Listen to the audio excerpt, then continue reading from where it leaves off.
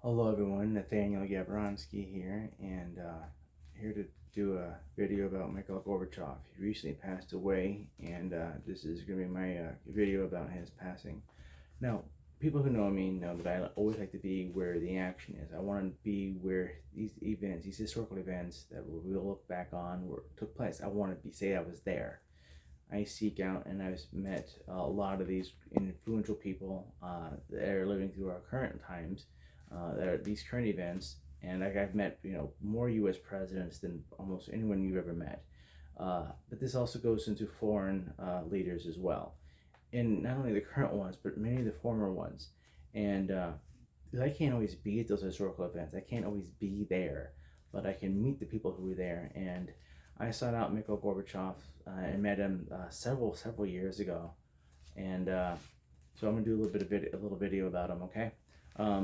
So I heard that about his passing from another friend of mine from the Soviet Union, and it was kind of it wasn't like a complete shock, but it was kind of a sad moment because of how influential and how important he was to world history. So I went and got the newspaper. So this is the Wall Street Journal um, picture of him. It shows the old Soviet flag in the background. This is at the Politburo in Moscow, and each one goes into a little bit of his life. The New York Times, I think, had a little bit better photo of him. This is also from 1990, and really interesting upbringing. So people always say that in the United States, you can come from anything. You can come from nothing and be anything you want. Now, that's also the story of Mikhail Gorbachev. He was born on March 2nd, 1931, and he was born to peasants. He had a mixed family, Russian and Ukrainian heritage, and he was born basically the child of farmers. He graduated high school in 1950, went to law school. This isn't so uncommon for an American person. His upbringing wasn't that different, and he went to law school. He went back to work at the prosecutor's office at his hometown. Doesn't sound all that different from most American lifestyle, life stories. He got married to his wife, who was Ukrainian.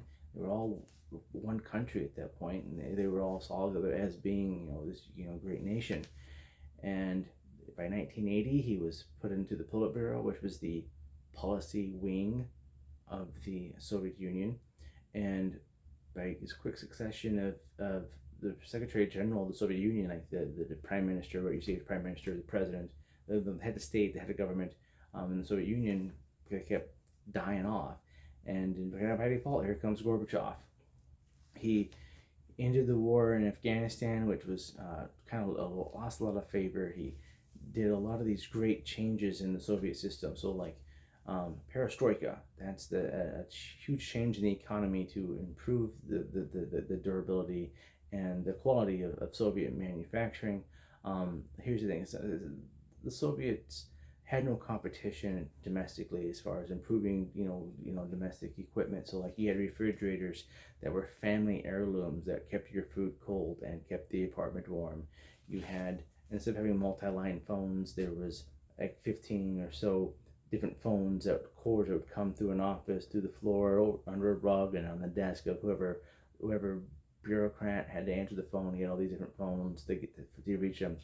That it was very backward in that aspect.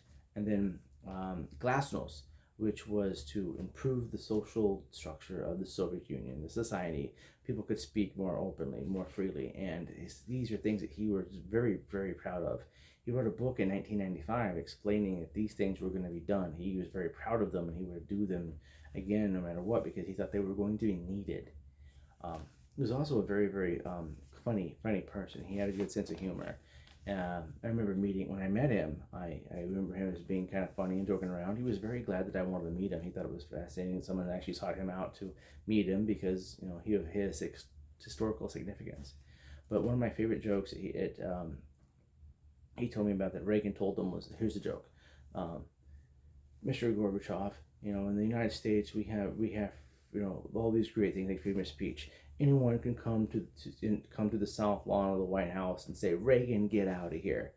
And then the joke, Gorbachev says, yeah, well, same thing. Anyone can come to the middle of Red Square and say, Reagan, get out of here. I mean, it was funny. He thought that Reagan told him that Gorbachev thought it was funny. It was at his Gorbachev's expense and kind of at Reagan's expense, but really interesting background. Came from nothing. And a lot of Americans say the American dream is you can come from nothing. And that's what Gorbachev did. In fact, a lot of Russians and Ukrainians and Tajiks and Kazakhs and Uzbeks and Lithuanians and Estonians, a lot of them were able to do great things in the Soviet period. No matter where they were, regardless of where they were born, there was a place that you achieve other things, and he's a good sign of that. You know, he lived that. Other people got to do that, and he wanted to make sure that more people got to do that in the Soviet period.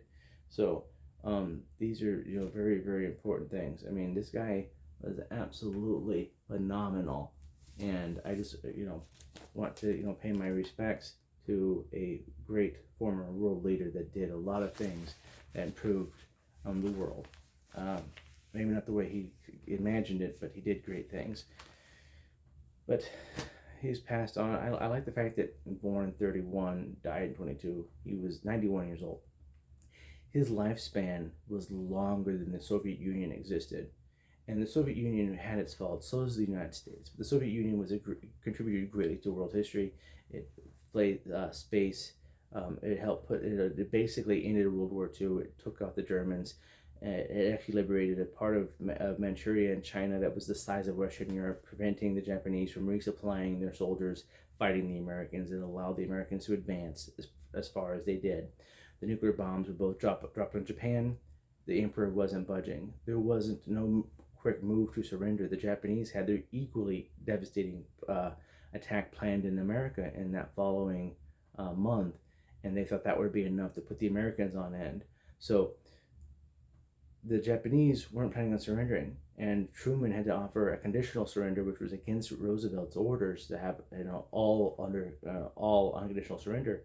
But the Soviets had called and informed the Japanese emperor and the prime minister that, hey, we will be in Tokyo in 3 days. Because they knew the Soviets weren't joking, the emperor of Japan called Truman and gave a condition for surrender. Truman took it because he didn't want the Soviets in Tokyo either. You can't say the Soviet Union was an evil empire, the same as you can't say the United States is an evil empire. A lot of the things that the Soviet Union did, the Americans are doing. It's a wash. It's just propaganda on both ends. I don't try to pick sides on this. I just try to say that these people had a huge impact on historical events, and I try to meet him, and I got to meet Gorbachev, and I'm very proud of it, and I'm sad that he's gone. I think he had a huge contribution to world history. People will read about him from years and years and years from now, and I really wish his family well. I know he has a daughter. I don't remember if he had any other kids. I know he had one daughter. Please, my condolences to everyone who's actually missing him. I know a lot of people from around the Soviet Union have some, a lot of kind things to say about him, and not so much Yeltsin, but definitely Gorbachev. So my sympathies to everyone who mourns his loss, and life moves on, history moves on, the world moves on, and we are going to move forward. Other leaders are coming and going all the time, and I encourage people to get a chance if they ever get a chance to meet a world leader, or even the president of the United States or the secretary of anything, and you get to meet these people. They're just like everyone else. They like to meet people. They like to intermingle with everyone. That's what they do. They're public servants, and he was a public servant. Trump's a public servant. Biden's a public servant.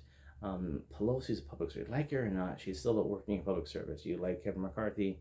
You want to hang out with Mitch McConnell or Chuck Schumer. Doesn't matter. These people. They're regular everyday people, just same as Gorbachev was. Get a chance to meet them, go meet them, go talk to them, so you can have these stories too about you get to meet these people. But I hope everyone's having a good night. I just want to do this quick video about Gorbachev. So everyone take care and have a good night. Peace out.